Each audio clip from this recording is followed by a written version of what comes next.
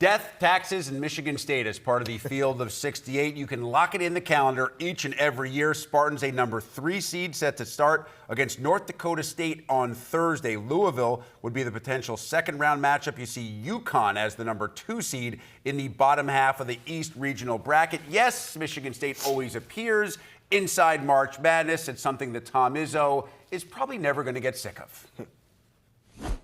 Well, you know, it's an exciting time, and the one thing I told my team upstairs, and some of you were there, and I do think it's fun and sad every time I watch it now, and that's, you know, we used to be one of those teams sitting there on the end of our seats, cheering and yelling and screaming and excited that we got in the tournament, and I hope our fans and our players realize it's still an accomplishment, a big accomplishment. Rick Pizzo back with Jordan Taylor. I hope everybody realizes it. 28 straight trips to the NCAA tournament. I mean, you've gone 3 decades without having a year so bad that you don't make it into the field of 68, back then 64. It's remarkable. Yeah, everybody should get a little bit sad every time seeing it with Coach Izzo.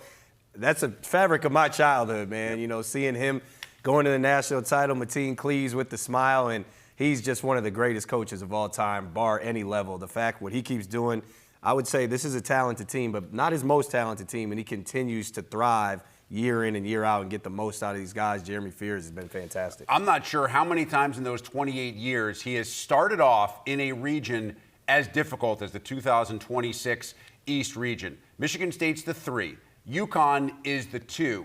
Duke is the 1. I mean, UCLA had a phenomenal run to end the year. They're the 7 seed. And St. John's, who just demolished UConn in the Big East championship game, is also in that region as the 5 seed. I described it as the quadrant of death. I think this particular region is not just harder, but significantly harder than any of the other 3 regions. And arguably maybe the best player in the country when he's playing, of course, in Darren Peterson at the 4. But that's as easy as it's going to get, respectfully. No disrespect to North Dakota State. But after that, Michigan State's going to have no nights off. Louisville is tough. UCLA, I actually like a lot in this region. UConn has struggled defensively over their last 5-10 games. They've had a nightmare taking care of the basketball, nearly averaging 15 turnovers a game, 11 on the season. And UCLA, if Tyler Bilodeau is hurt, been one of the most efficient offenses in the country. They can find a way to get stops. Mick Cronin, that's his calling card. So I like them a lot, even against Michigan State in this region. But don't you think that so much, at least as it relates for UCLA, whether it's Michigan State or whether it's somebody else, it does depend on the health of Tyler Bilodeau. And Donovan Dent, I think, is going to be fine. I think the Bilodeau issue is probably the bigger issue for UCLA. Yeah, it's the biggest issue by far. Donovan Dent, he's a guard. He's a tough kid. He plays below the rim, so he'll find a way to get through his little nags and bruises this late in the season. Tyler Bilodeau is a 6'11 guy, potentially against some of those UConn bigs, against Michigan State bigs. He's going to be in the trenches. He's going to be wrestling and a sprained knee. Thank God when that happened, I think all of us collectively held our breath. But a sprained knee is one of those things. It restricts your movements. It limits you. So if he can be healthy, if he's moving freely, I really, really like UCLA. I also think we should mention the coaches that are in this bracket. Last year, Mick Cronin went over 500 wins. Very few coaches that have ever done that. You have Tom Izzo in this bracket. You have Rick Pitino in this bracket. You have Bill Self in this bracket. You have Dan Hurley in this bracket, the 2-time recent national champion. I mean, you could go on and on down the list. I would love to go back in history and look at all the NCAA tournament brackets and put up the coaches that are in specific regions in those brackets, and you find me a bracket in recent history where better coaches have been listed in the same region. And those are the headliners, right? We forget John Shire, of course. Doing an amazing job at Duke. Pat Kelsey, upstart, and the other guy at St. John's, Ben Jacobson's been doing it a long time at Northern Iowa, and he is fantastic. They've gotten back to the mountaintop, but he's the head man along with Greg McDermott, a lot of those great Northern Iowa teams back in the day.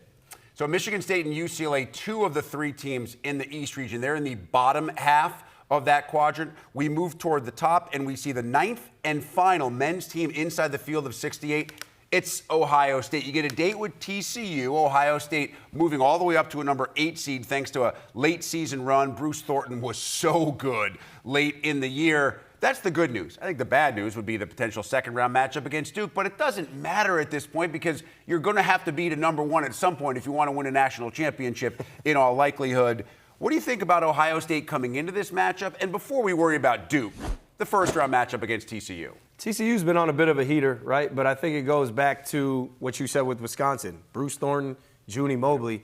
We talk about Nick Boyd and John Blackwell. Those guys are just as talented as any backcourt in the Big Ten and maybe even the country. And they found a little rhythm with Christoph Tilley playing, connecting those two, playing in the short roll. And Devin Royal is another guy. He's been as consistent for the most part of the season as anybody. He's not going to jump off the page, anything he does. But being asked to move from the 4 to the 3, he's done a great job. And then they get Noel back. You got Puff Johnson, Tayson Chapman, Gabe Cupps. You got a bench now, something that Ohio State has struggled with over the past couple of years due to injury and other things. So Ohio State, again, you got guys like that.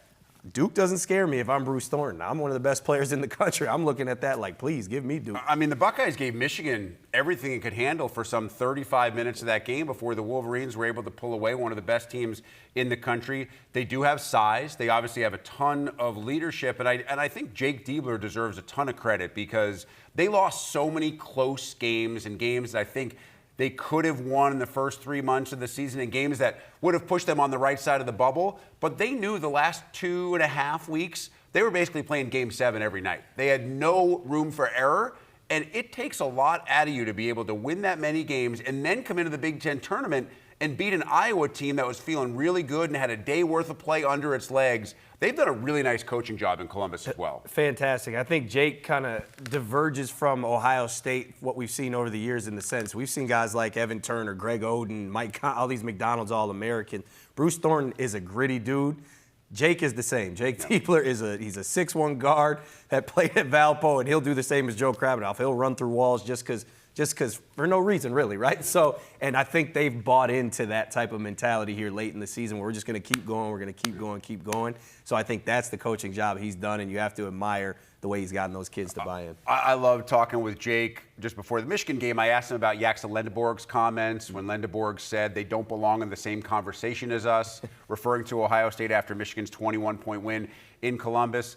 I asked Jake, does that bother you? Does it bother the guys? He's like, I don't know about the guys. I love it. I'm old school, man. You're old. You're way too young to be old school. But to your point, he enjoys that grittiness, and that's how Ohio State is going to have to play, certainly if they have any chance to beat Duke in that potential second-round matchup.